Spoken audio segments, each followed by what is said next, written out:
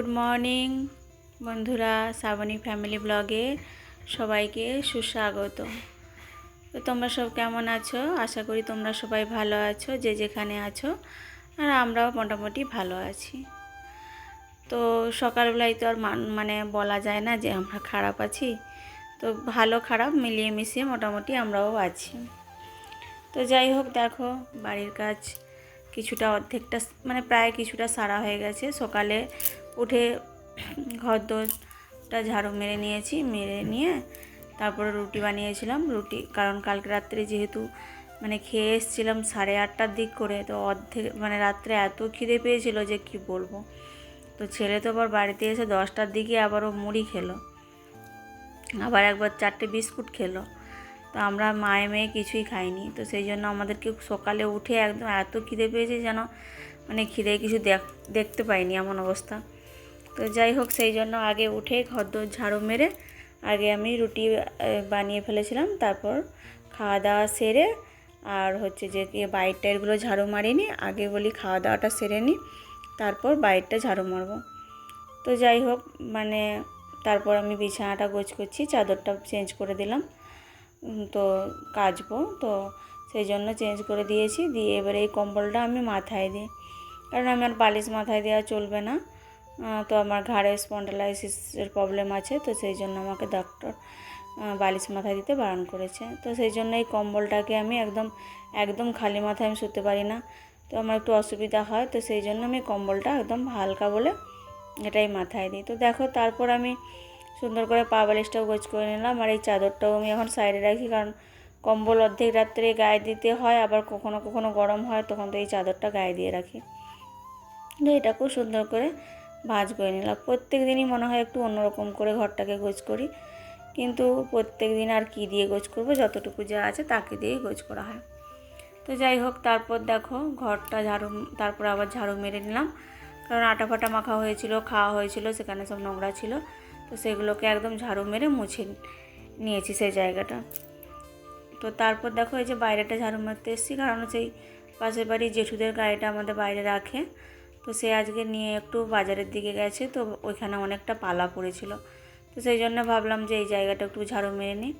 আর দেখো, এই যে প্লাস্টিকের ঝাড়ু, এগুলো সব আগের পুরনো, সব মানে ভেঙে গিয়েছিলো। তো সেগুলোকে আবার নতুন করে দড়ি দিয়ে মানে বেঁধে এরকম বাইরে ঝাড়ু মারার জন্য আমি রেখেছি।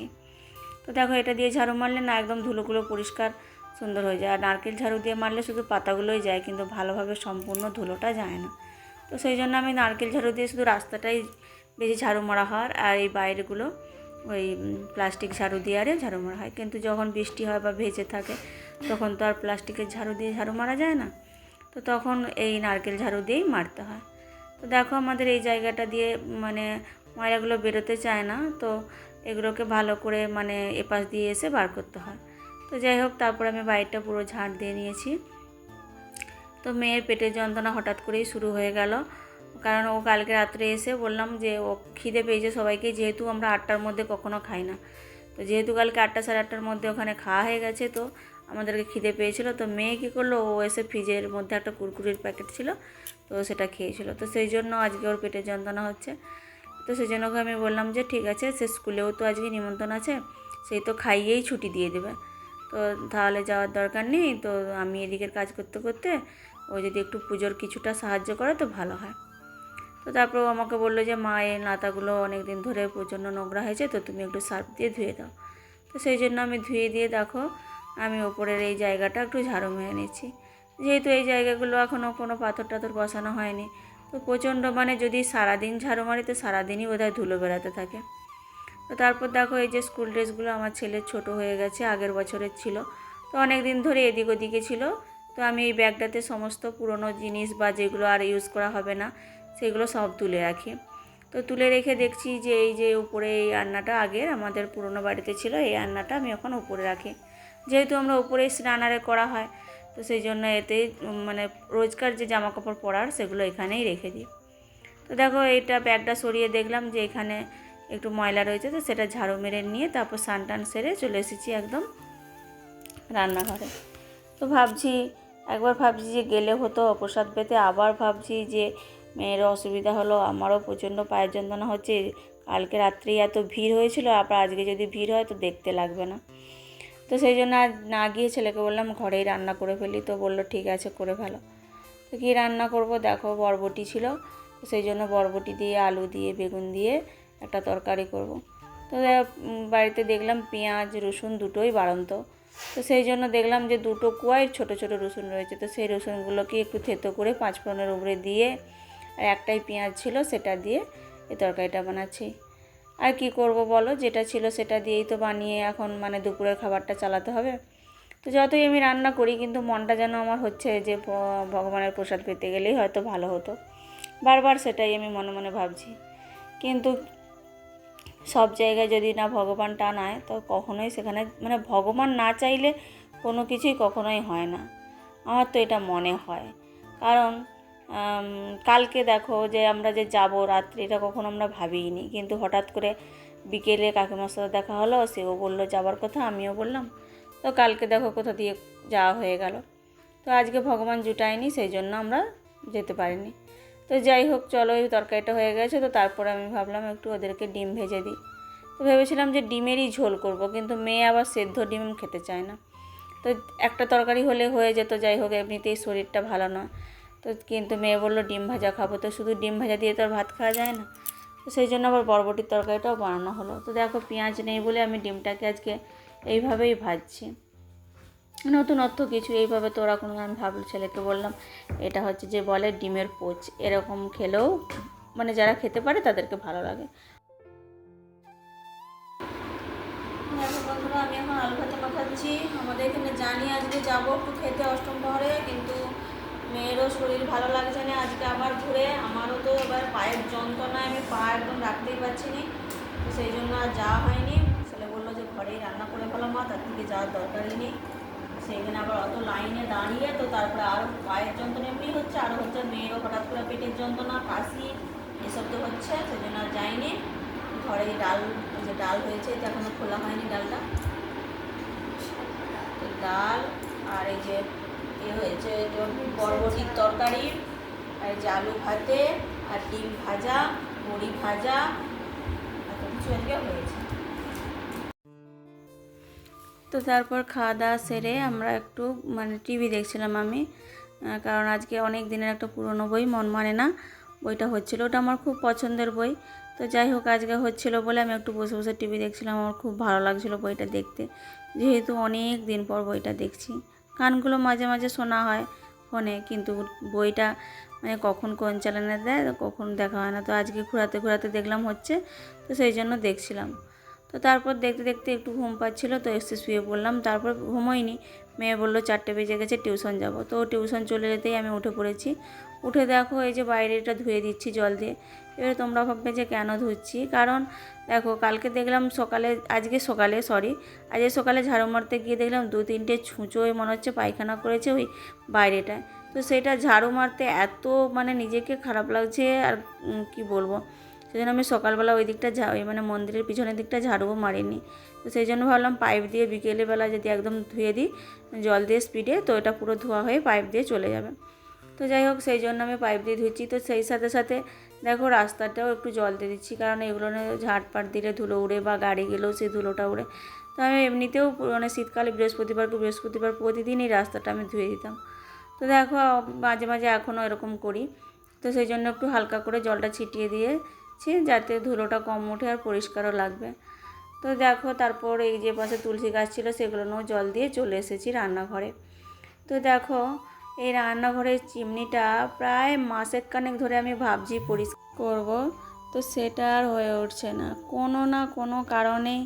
মানে যখনই ভাবছি করব কিছু না কিছু অসুবিধা বা বাড়ির কাজ বা একটু ঘুমোতে ইচ্ছা করে, তো সেটা আর হয় না। তো আজকে ভাবলাম যে যেহেতু গ্যাসটা আজকে রান্না করার পর আর মোছা হয়নি, তো গ্যাসটা নোংরা আছে, তো যাই হোক ওর উপরে একটা পেপার পেতে দিয়ে চিমনিটা পরিষ্কার করব আজকে। কিন্তু এদিকে পায়ের এত যন্ত্রণা হচ্ছে যে কি বলবো। দেখো বন্ধুরা কত পরিমাণ তেল, এটা একটা আমি কিছু ঢালবো, ঢেলে দেখাচ্ছি যেটা কতটা হতে পারে, কিসে ঢালা যায়। তো দেখো বন্ধুরা যেটা চিমনিতে তেল জমা হয় সেটা আমি খুলে নিয়ে চলে এসেছি বাইরে। তো তো এটা সেটা বাটি আরে খুঁজছিলাম, তো ভাবলাম বাড়িতে রাখলে আবার সেটা ধুতে অসুবিধা হবে, তো এটা তো আর কাজের নয়। তো সেই জন্য এই পাতাটা একটু সাইডের দিকে পড়েছিল, তো সেইটা থেকে নিয়ে ভাবলাম এটা ঢেলে রাখি। দেখবো কতটা তেল, দেখো পুরো যেন মধু, মানে মধু বলে মনে হয় ডিবে করে বিক্রি করে দিলে লোক মধু হিসেবে হয়তো কিনে ফেলবে টেস্ট না করে। তো যাই হোক, দেখো হাসি পেয়ে গেল কথাটা বলতে গিয়ে। তো চলো দেখো, এই যে আমি এটা আবার ধরে রেখেছি, তারপরে ছেলেকে বলছি যে আর একটা এরকম পাতা থাকে তো নিয়ে আয়, সেটা উপর করে এটা রেখে দেবো, কারণ অনেকটা ঝরে গেলে এটা পরিষ্কার করতে সুবিধা হবে। আর এইটাই যদি উপর করি সেটা তো আবার ঘুরে এতে মাখানো হয়ে যাচ্ছে। তো তারপর দেখো ওটাকে আর একটা পাতার উপরে রেখে দিয়ে চলে এসলাম। এতে এসে দেখছি এইটা একটা মানে বাসন মাজার সাবানের বাটি ছিল, তো ওতে একটু কেরোসিন তেল ঢেলে নিয়ে তারপর 4-5টা কাপড়কে টুকরো টুকরো করে কেটে নিয়েছি। তো এইসব তো কখনো জীবনে দেখিও নি আর ব্যবহারও করিনি, কিন্তু দেখো এখন মানে সময়ের সাথে সাথে এসব ব্যবহার করতেও হয় মানুষকে। তো এটা যখন মানে মিস্ত্রিরা এসে পরিষ্কার করেছিল, তখন আমি তাদের কাছ থেকে দেখে শিখে নিয়েছি যে তারা কী করে। তো ও কি আর তাদের মতো করতে পারে না, কারণ তারা এটা পুরোটা খুলে ওদের কাছে একটা খুন্তির মতো থাকে, সেইটা দিয়ে পরিষ্কার করে। তো সেটা তো আর আমি পারবো না, ওদেরকে হয়তো 6 মাস ছাড়া একবার করে পরিষ্কার করাতে ডাকতে হবে। তো বাড়িতে যতটা সম্ভব ততটা আমি করার চেষ্টা করছি। তো তারপর দেখো প্রথমে একটু বেশি করে তেল চুবিয়ে গোটাটা মুছে নিচ্ছি, কারণ এই জায়গাটায় প্রচণ্ড তেল জমেছে। তো এটা খুললে হয়তো আরও ভালোভাবে ভিতরটা পরিষ্কার হতো, কিন্তু এটা আমি খুলতে পারছিলাম না। আর খুলতে গিয়ে তারপর ভেঙে ফেললে তখন তো আবার এককে এক হয়ে যাবে। এক তো বাড়িতে একলা মানুষ, বাচ্চাদেরকে নিয়ে থাকা, তার উপরে আবার যদি কিছু বিপদ হয় তো তারপর তো আর মানে দেখার সীমানা নেই। তো যাই হোক, দেখো আমি যে ঘষছি তাতেও না আমার মনে হচ্ছে যেন পাটা তো একই যন্ত্রণা, আবার হাতটাও যেন যন্ত্রণা হচ্ছে। তো তার উপরে ছেলে একটা দুটো আমার সাথে কথা বলছে, তো আমার প্রচণ্ড ওর উপরে রাগ হচ্ছে, কারণ যেহেতু আমার অসুবিধা হচ্ছে। যে কোনো মানুষের যদি শরীরে অসুবিধা হয় আর সেই মুহূর্তে কেউ ভালো কথা বললেও মনে হয় যেন মানে রাগ ধরে, এরকম একটা হয়। তো আমার তো হয়, এটা তোমাদের হয় কি না জানি না, তো আমার এটা হয়। তো যাই হোক, তারপর দেখো তো উপরটা মুছবো, তো সেখানে আমার আর হাত যাচ্ছে না। বেটে মানুষ, নিচের দিকে যতটা গেছে ততটা মুছে নিয়েছি, তারপরে আবার একটা নতুন করে কাপড় ছিঁড়ে নিয়ে আবার সেটা দিয়ে উপরটা মুছছি। তো ছেলেকে বলছি যে চেয়ারটা এনে দেওয়ার জন্য, কারণ না হলে আমার হাত পাবে না। দেখছো কতটা পর্যন্ত আমার হাত যাচ্ছে, কিন্তু পুরোটা যাবে না, আর উপর পর্যন্ত তো মুছতেই পারবো না। দেখো এতটা পর্যন্তই রয়ে যাবে। তো মুছছি যখন, একটু কষ্ট হোক আর যাই হোক, ভালো করে তো মুছতেই হবে, কারণ আমি ছাড়া যে আর কাউকে যে বলবো যে চলো আমি আর অর্ধেকটা পারিনি আমাকে এটা করে দাও, সেটা তো আর হবে না, সম্ভব নয়। তো আমাকে যখন করতে হবে তো একটু কষ্ট হয়েছে যখন, আর না হয় মিনিট 10 সময় লাগবে মুছতে। তো তারপর দেখো আমি আরেকটা শুকনো কাপড় ভালো করে ছিঁড়ে নিয়ে একদম দেয়ালটাও মুছে নিলাম। তো তারপর দেখো চেয়ারে উঠে পড়েছি। তো চেয়ারে উঠেছি ঠিকই, কিন্তু মনে হচ্ছে যদি পড়ে যাই, এক তো পায়ে ঠিকমতো ব্যালেন্স নেই, আর তার উপরে যদি পড়ে যাই তাহলে পা ভেঙে গেলে তো বাস হয়ে গেল। তো যাই হোক দেখো, তবুও মানে সাহস করে ধরে এটা পরিষ্কার করছি, কারণ না করলেও তো নয়, যেটা করার সেটা তো করতেই হবে। এক তো মাস 2 আগে মানে পরিষ্কার করা হয়েছিল। তো আমি তারপর থেকে কিছুদিন মানে এই মাসেখানে কি আগে থেকেই ভাবছি এটা করব। তো যাই হোক, আজকে আমি মনের জোরে একদম এটা ফাইনালি করতে লাগলাম। আর করার পর মানে মনটা যেন মানে শান্তিও লাগছে যে যাই হোক আমি এটা করতে পেরেছি। তো এখনও ফ্রিজটাও পরিষ্কার করতে হবে। অনেক দিন ধরে ওটাও মনে মনে ভাবছি যে করব, কিন্তু বাড়ির এই প্রতিদিনের কাজ সারতে সারতে যে এক্সট্রা কাজগুলো সেগুলো যেন আর হয়ে ওঠে না। তো যাই হোক দেখো, এই যে আমি কেরোসিন তেল দিয়ে বসছি, আমার আবার কেরোসিন তেলের গন্ধটা খুব একটা ভালো লাগে না, কিন্তু কি করব, মানে অনেক কিছু সহ্য না হলেও কিন্তু করতে হয়। হ্যাঁ, যেমন নারীদের এটা একটা জীবন, কি বলো তো, যেমন মানে যেটা না পছন্দ হলেও অনেক কিছু মেনে নিতে হয়, করতে হয়, কারণ তাদের কাউকে যে বলবে আমি এটা পারবো না, আমার এটা করে দাও, তো সবার কাছে তো সেই অপশানটা থাকে না। কারো আবার আছে যে আমি পারছি না তুমি করে দাও, আবার কারো না পারলেও সেটা করতেই হবে, এরকমও হয়। তো যাই হোক, তারপরে আমি মুছে নিয়ে গ্যাসটা ভিম জেল দিয়ে মুছে নিচ্ছি, কারণ পেপার চাপা থাকলেও কেরোসিন তেলটা পেপারের মানে ভেদ করে আবার গ্যাসে লেগেছে, তো গন্ধ ছাড়বে, সেই জন্য ভিম জেল দিয়ে পুরো গ্যাসটাকে মুছে তারপর হচ্ছে যে বাসনগুলো পড়েছিল সেগুলোকে আমি এখন মেজে নেব।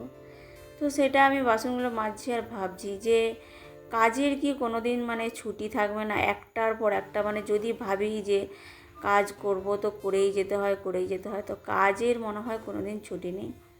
তো যেখানেই যাও আমাদের মতো মেয়েদের মানে ছুটি কখনোই থাকে না। তবু বাপের বাড়ি একদিনের জন্য যদি যাই তবু একটু যেন মনে হয় শুয়ে বসে কাটানো। আবার সেখানে গেলে কী সমস্যা, আমার আবার ঘুম হয় না, মানে এইটা একটা বড় সমস্যা, ঘুম হবে না, যেন মানে টাইমে যে এখানে একটা ঘরে খাওয়া দাওয়া সেটা মনে হয় যেন সেখানে আমার খিদে পায় না, এই রকম ধরনের সব হয়।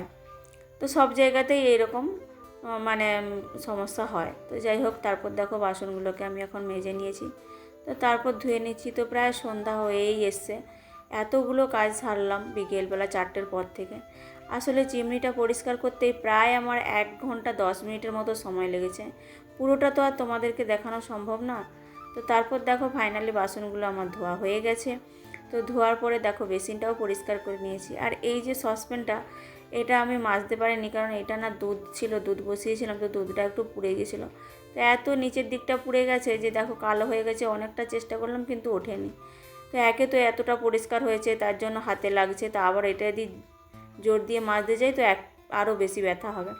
তো যাই হোক, সেই জন্য ওটাকে ভিজিয়ে রেখে দিলাম, যে ভিজে থাকলে কালকে পরিষ্কার করব ভালো করে। তো দেখো চিমনিটা ফাইনালি কতটা সুন্দর লাগছে দেখতে।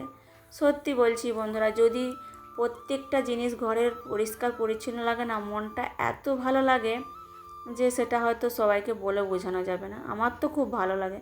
দেখো কত সুন্দর চকচক করছে, মনে হচ্ছে যে পারলে বুঝি দেয়ালগুলোকেও খুব সুন্দর করে সার্ফ জল বা শ্যাম্পু জল করে দিয়ে মুছি, কিন্তু সবটা তো আর সম্ভব হয়ে ওঠে না। তো দেখো তারপর চিমনিটা পরিষ্কার করার পর বাইরে চলে এলাম, যে ওই তেল জমা হয় যেটা, ওটা পরিষ্কার করতে হবে সেই জন্য। তো দেখো আর একটা পাতা দিয়ে এটা উপর করে রেখেছিলাম, তো এটাই দেখো আবার কতটা তেল জমা হয়েছে। আর এটা দেখো, ওহ দেখে মানে কি বলবো যেন ওটা কীরকম একটা হচ্ছে।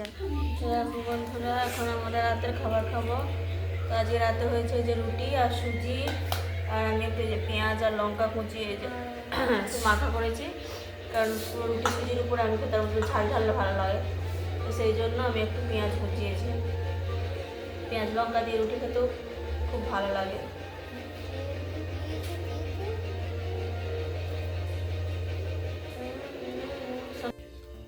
বন্ধুরা, আমাদের এখন খাওয়া দাওয়া হয়ে গেছে, তো মেয়ে এখনও খাচ্ছে, সেই জন্য আমি বসে আছি। ওর খাওয়া হলে তারপর বাসন টাসন ঘুরিয়ে আজকে রাত্রে বাসন ধোবো না, কারণ আমার পায়ে যে কি হয়েছে, প্রচণ্ড পায়ের যন্ত্রণা হচ্ছে। সেঁক নিয়েছি কিন্তু তবুও কোনো আরাম পাইনি, তো সেই জন্য ভাবছি যে শুয়ে পড়বো, বাসন টাসন সব গোছ করে রেখে দিয়ে বেসিনে ধোবো, কারণ শরীরটা খারাপ লাগছে, পায়ের অসুবিধা হচ্ছে খুব।